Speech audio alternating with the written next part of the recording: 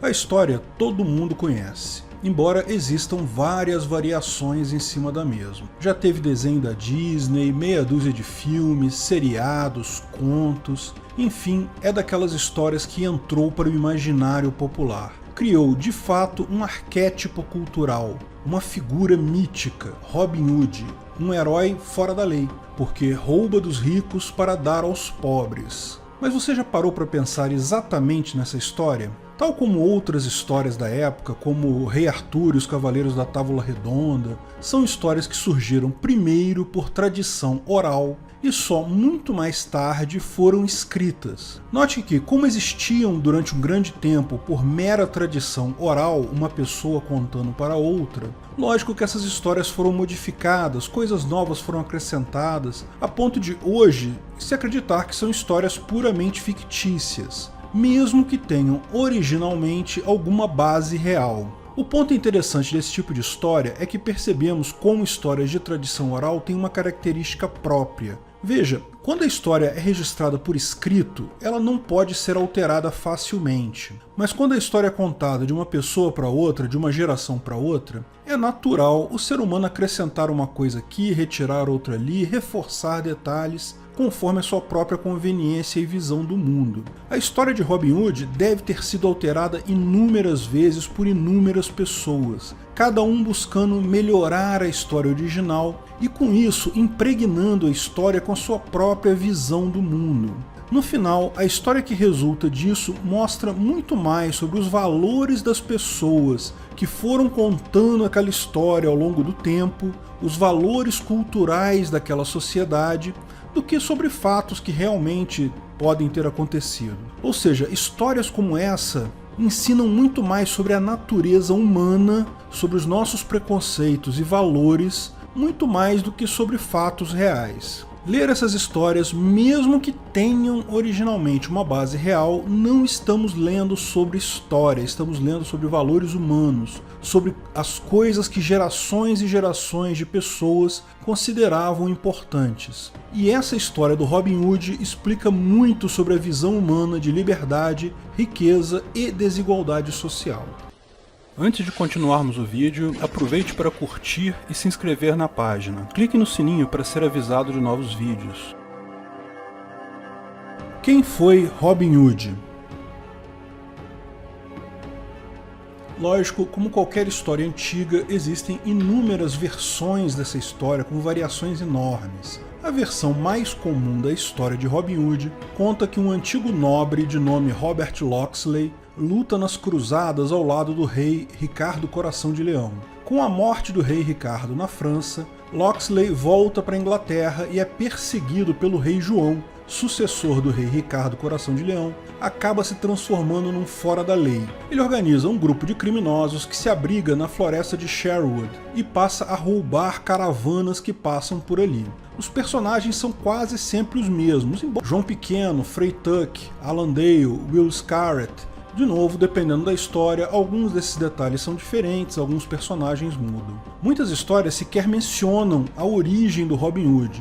Outras ainda terminam com o rei Ricardo Coração retornando à Inglaterra e nomeando Robin Hood um cavaleiro. Então, lógico, é uma romantização ou ficção. A questão é, isso foi baseado em fatos reais? Existe alguma verdade aí? Bem, certamente os nomes de Ricardo Coração de Leão, ou Ricardo I da Inglaterra, e Rei João são figuras históricas com amplo registro. Rei Ricardo I foi filho do rei Henrique II da Inglaterra, reinou no século XII. O pai dele foi um dos maiores reis do período normando, tendo unificado sob o mesmo trono, além da Inglaterra, a Normandia e a Aquitânia, grande parte da França hoje em dia. O rei Henrique II teve 4 filhos, os 2 primeiros morreram novos. O rei Ricardo I era o terceiro filho dele e havia ainda João, que se tornaria rei após Ricardo. O fato é que Ricardo era muito religioso. Muito novo ele se mudou para Aquitânia, onde hoje é França,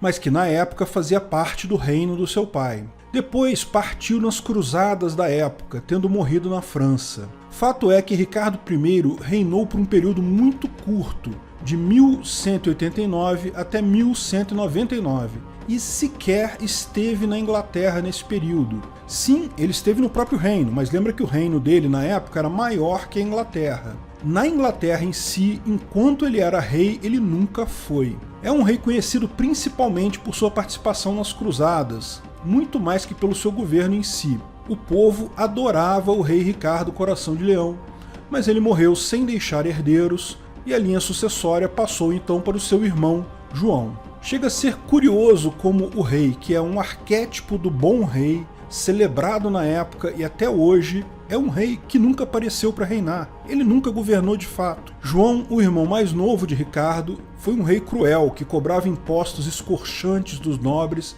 e da população em geral. Fazia um contraponto a seu irmão tão católico e ético. Rei que governa é um rei ruim. Houve várias revoltas no período do reino de João, que culminaram com a assinatura da Magna Carta. Sim, o rei João, irmão de Ricardo I, foi quem assinou a Magna Carta, a famosa primeiro arquétipo de constituição que houve no mundo.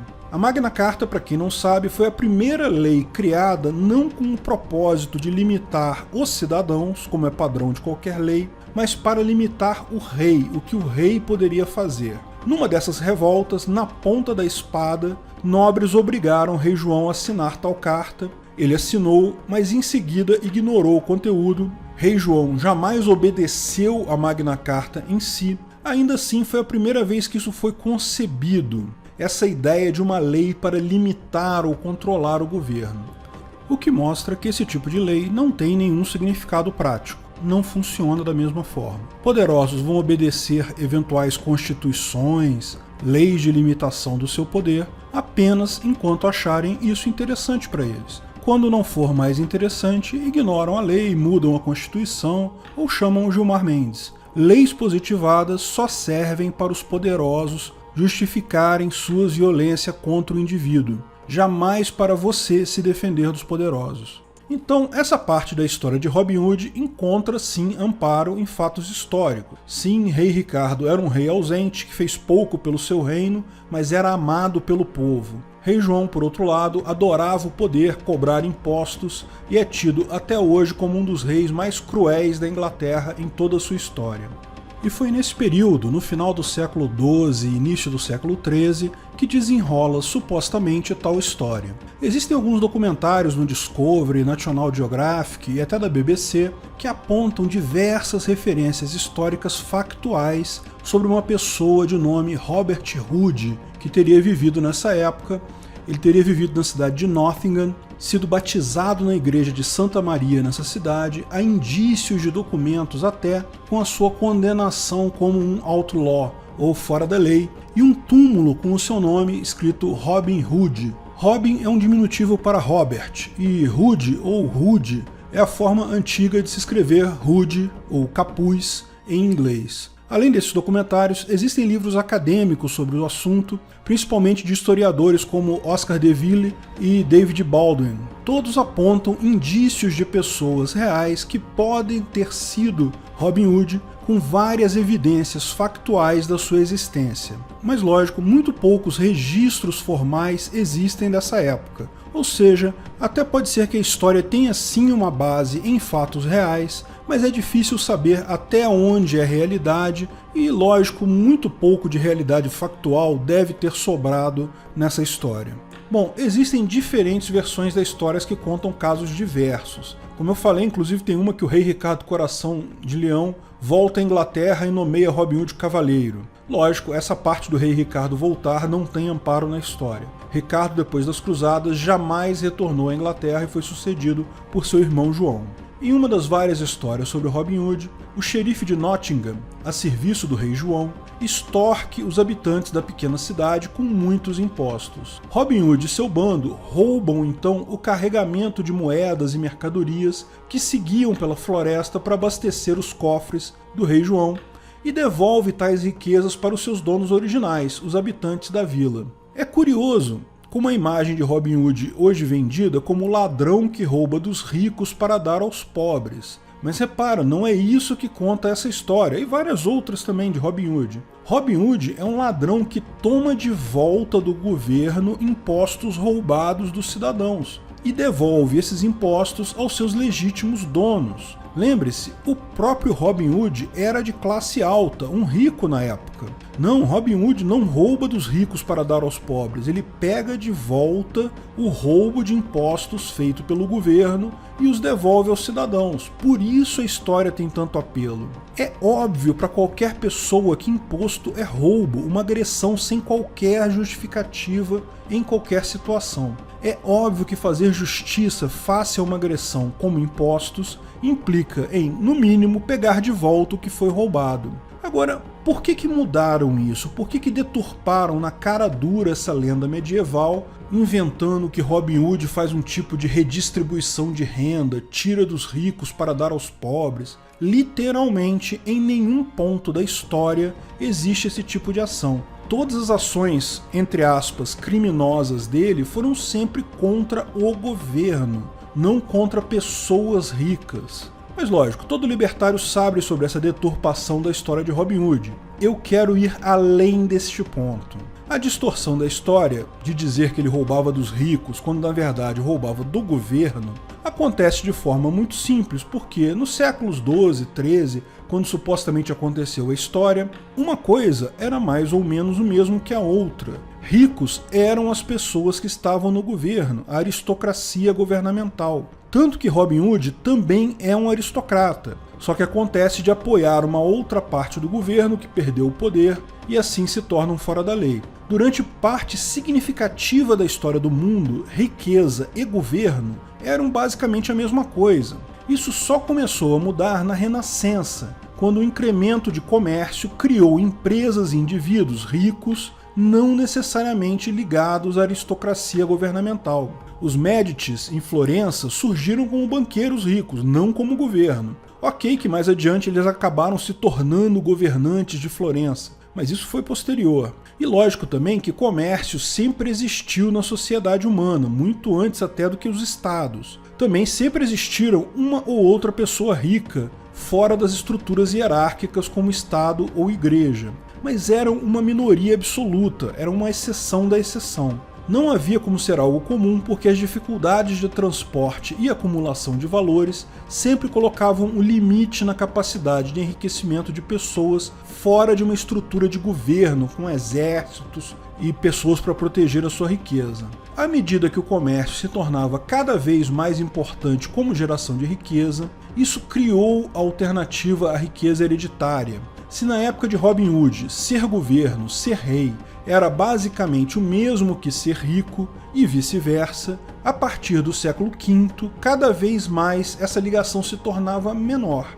Além de ser uma forma diferente de acumular riqueza, o comércio também tem a característica de não ser ligado a regras de hereditariedade fortes. Lógico que filhos herdam o comércio ou empresa dos pais, mas não há impedimento para uma outra pessoa criar uma nova empresa de sucesso. Ao contrário da estrutura do governo, tradicionalmente monopolista e hereditária, no comércio existe mobilidade social. Não é algo comum, não é algo fácil, ninguém nunca disse que era fácil, mas pelo menos é possível alguém nascer pobre e morrer um pouco melhor de vida. Esses impactos, que já se sentiam desde a Renascença, se tornam muito mais fortes após a Revolução Industrial, a ponto de a nobreza aristocrática hoje ter relativamente pouca riqueza. Sim, alguns monarcas ainda estão entre as pessoas mais ricas do mundo, mas a grande maioria das pessoas muito ricas vem do comércio, da indústria, do setor de serviços, da geração de riquezas por trocas voluntárias.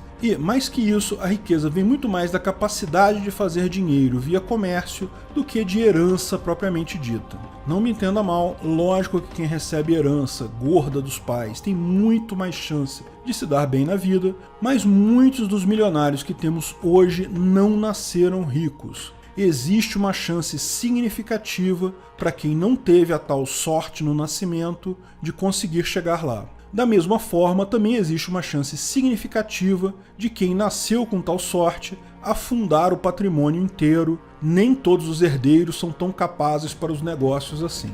O ponto central aqui é esse. Quando surgiu a história do Robin Hood, ser rico e ser governo era mais ou menos a mesma coisa.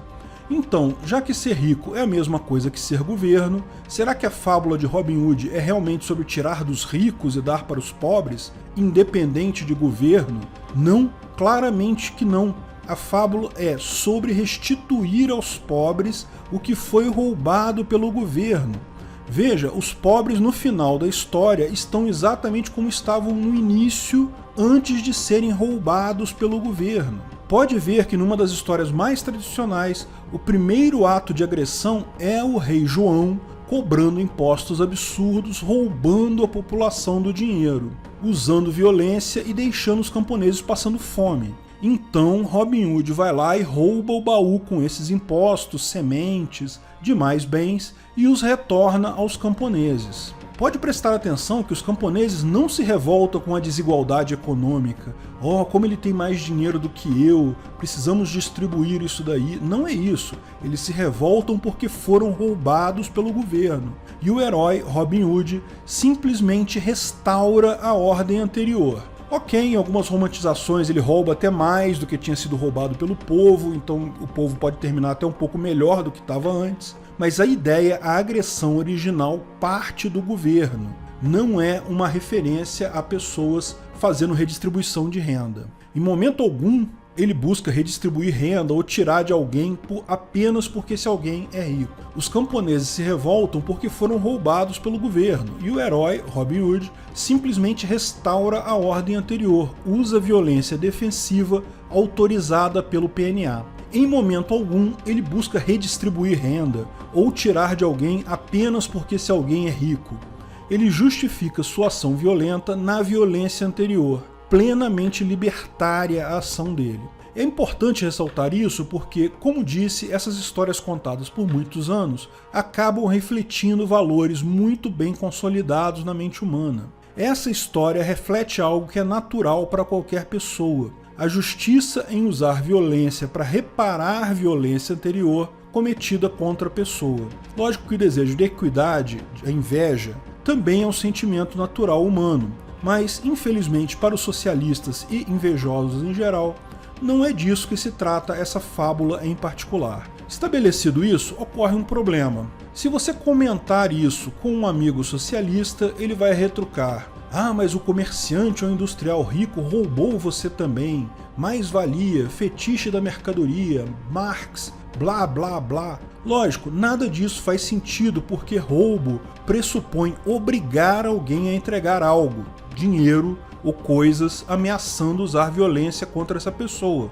Ninguém é obrigado a aceitar emprego em lugar nenhum. Todos nós precisamos trabalhar para sobreviver, lógico, mas sempre se tem a opção de trabalhar como autônomo, montar seu próprio negócio ou procurar um outro empregador. Mais-valia não existe, como explicamos no vídeo Mais-valia existe, mas mesmo que, por hipótese, existisse, o fato de não ser coação, ameaça de uso de violência, indica que não é roubo. Da mesma forma, comprar um produto qualquer é um ato voluntário. Ah, mas tem propaganda, eles induzem você a ficar com vontade de comprar. Ok, mas você continua não sendo obrigado a comprar. Ninguém usa violência para te obrigar a comprar. Então, mesmo que, supostamente, o produto seja vendido por um valor maior do que vale, isso não caracteriza roubo. Lógico que os argumentos socialistas não sustentam essa lógica. Ainda assim, você vai encontrar uma dificuldade enorme de convencer um socialista de alguma coisa. A impressão que dá é que a inveja é o centro absoluto das preocupações da pessoa. Se tem gente rica, só pode ser porque roubaram dos outros. Como alguém pode ter uma Ferrari e outra pessoa estar passando fome? Não conseguem sair do argumento do jogo de soma zero. É absolutamente impressionante.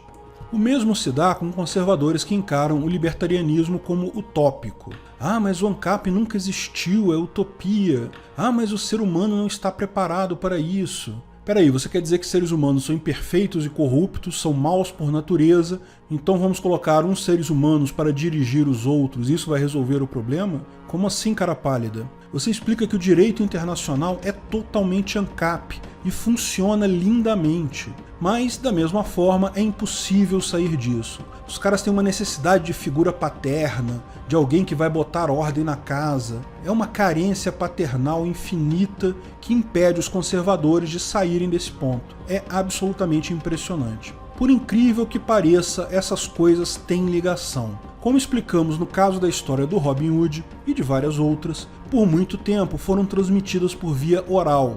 E, com isso, incorporou elementos que as tornavam mais impactantes e coisa e tal. Quanto mais impacto a história traz, maior o incentivo para ser contada, então isso gera uma evolução natural, uma evolução memética. A história evolui com o tempo, retratando os valores morais e éticos das pessoas que a contam. No final, se havia alguma ligação com fatos reais, esses são totalmente secundários, face aos valores humanos impressos na história. Mas esse mecanismo atua conforme os valores das pessoas que contam a história. Imagina-se que essas pessoas têm um conjunto de valores morais comuns constantes. São membros de uma comunidade, uma religião, uma visão de vida. No caso da história do Robin Hood, a Inglaterra medieval dos séculos 13 a 14, que foi quando a história era contada por via oral. Ela foi escrita no século 14.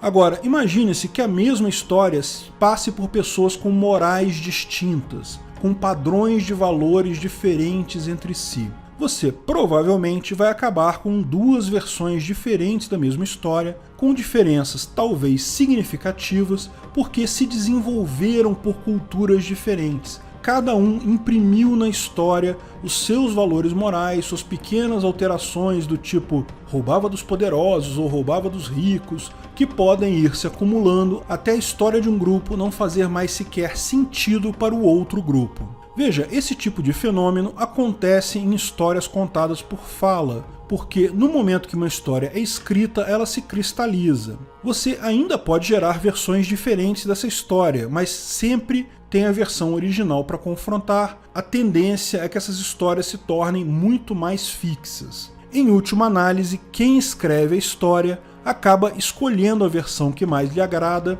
e isso já reflete a própria visão daquela pessoa da coisa. De fato, a história de Robin Hood se alterou ainda algumas vezes, mesmo depois de escrita. O filme desenho animado da Disney é um pouco diferente da história escrita. Algumas versões do cinema também são distintas e incorporam mudanças, mas são mudanças pequenas e esparsas no tempo, que refletem especificamente os valores morais daquelas pessoas que escreveram essa versão, mas não necessariamente da comunidade como um todo.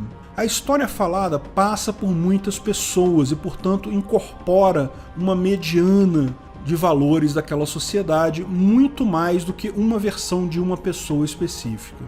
Podemos pensar que esse tipo de alteração de histórias não acontece mais, visto que tudo hoje é escrito, tudo fica registrado. Muito pouco conhecimento ainda é passado de forma falada. Mas é importante notar que o ponto central não é a forma como a história é contada, mas sim a perenidade da mesma.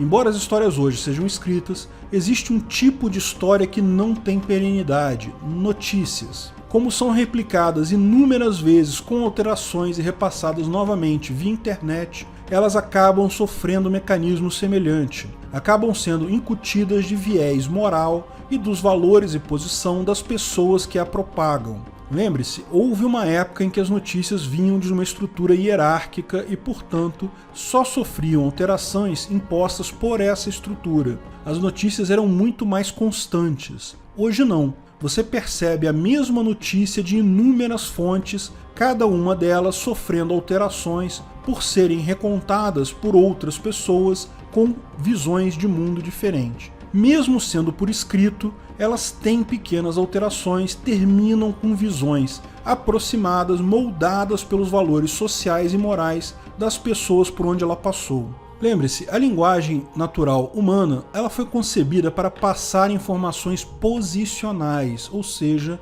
não passar informação pura, apenas o delta de informação. Quando falamos algo para alguém, usamos termos com base no nosso conhecimento e no conhecimento que assumimos que a outra pessoa tem, aquela outra pessoa com quem nos comunicamos. Não há como produzir uma informação perfeita, visto que, por definição, a nossa linguagem pressupõe uma base de conhecimento comum. Como o conhecimento de cada pessoa é único, sempre existem falhas de comunicação.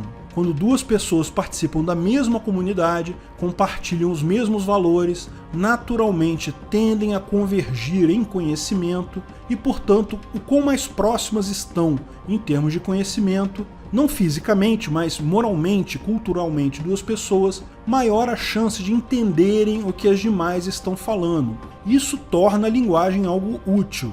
Mas pessoas com visões de mundo muito diferentes acabam por divergir tanto na base de conhecimento que percebem a informação da outra parte como algo sem sentido, sem lógica. O que está acontecendo hoje na disseminação de informações descentralizadas é isso. Cada vez mais pessoas têm contato com informações de diferentes fontes, cheias de carga moral e, por que não dizer, ideológica própria. Não faz sentido para um bolsonarista alguém dizer que Bolsonaro é racista e homofóbico, porque ele nunca fez uma ação real nesse sentido. Mas para o pessoal da esquerda existem inúmeras falas dele com teor homofóbico, do ponto de vista deles basta isso. Da mesma forma, muitos esquerdopatas não conseguem entender como Lula é perseguido, ele só queria botar comida na mesa do pobre. Lógico, os outros vão apontar que ele falhou nisso, ao contrário, colocou fortuna nas contas correntes da família dele e dos amigos. Um enxerga o lado da intenção, o outro lado da consequência. O ponto aqui é que não importa muito qual o ponto de vista que se tome, sempre vai ter alguém com um estoque de conhecimento diferente do seu, de forma que, dada a exata mesma notícia ou informação, vai chegar a conclusões totalmente diferentes. A formação de bolhas de opinião é uma certeza nesse caso, porque você passa a simplesmente não entender e descartar informações e até argumentos vindo de outras bolhas. Como seu estoque de conhecimento é alimentado justamente pelas informações que você entende, e cada vez mais essas informações são direcionadas para um ponto, a tendência é a divergência cada vez maior das bolhas.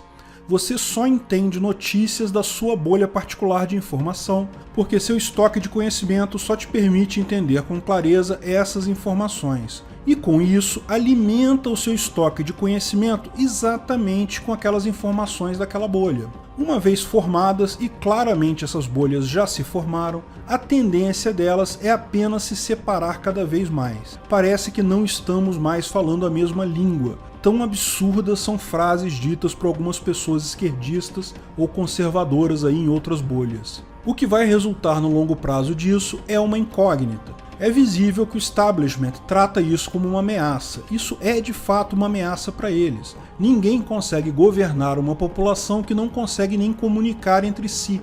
Putin recentemente aprovou uma lei com multas fortíssimas para quem compartilhar fake news. Aqui em Banânia, Kim Kataguiri também aprovou uma lei com pena de prisão para quem gera fake news. E tudo isso sem ninguém conseguir dizer exatamente o que é uma fake news. Sim, existe um mínimo de notícias que são factualmente erradas, coisas que nunca existiram, mas se trata de um mínimo. A maior parte do que é chamado de fake news são simplesmente notícias com um direcionamento cultural e moral diferente do seu. É a velha história da transformação de informações pelo compartilhamento. E nada deixa isso mais claro que os sistemas de detecção de fake news, que prontamente alertam para notícias falsas contra o direcionamento moral ou ideológico dos seus, mas se esquecem de apontar o mesmo para direcionamentos morais ou ideológicos iguais aos seus. Isso para eles não é fake news, eles entendem aquela informação. No final, esses mecanismos de detecção de fake news acabam sendo eles mesmos apenas mais um propagador de carga tendenciosa no discurso. Bom, eu não tenho tanta preocupação com essas leis de fake news porque juridicamente é muito difícil efetivamente impor esse tipo de lei. Porque o material probatório é tênue, a coisa toda é muito rápida, é difícil a comprovação de intenção e, mais do que isso, é um comportamento que se tornou padrão na sociedade. A solução para isso não é lutar contra as bolhas culturais, contra a diversidade de opiniões, posto que isso é algo inevitável, mas sim buscar soluções de convivência pacíficas adequadas a uma sociedade nesse formato. Lembre-se, só é um problema se tem solução. Se não tem solução, é um fato da vida e devemos nos adaptar a isso e seguir em frente. E divergência cultural é um fato da vida. Felizmente, isso é exatamente a situação para a qual a sociedade de leis privadas se adequa melhor, Se você não sabe o que é uma sociedade de leis privadas, veja o vídeo sobre o assunto, o que é uma sociedade de leis privadas. Ninguém precisa pagar mais imposto para um governo com o qual não concorda. Bolsominions podem subscrever a agência de leis privadas Aliança Brasil, petistas podem subscrever a agência de leis privadas Lula Livre, e nós libertários podemos também escolher a melhor agência que preferirmos, sem precisar bancar políticas socialistas ultrapassadas. Cada um de nós na bolha que escolheu, levando a vida em paz e em prosperidade. Anarcocapitalismo é o futuro inevitável. Obrigado por assistir nosso vídeo. Comente abaixo se tiver dúvidas ou sugestões de novos temas.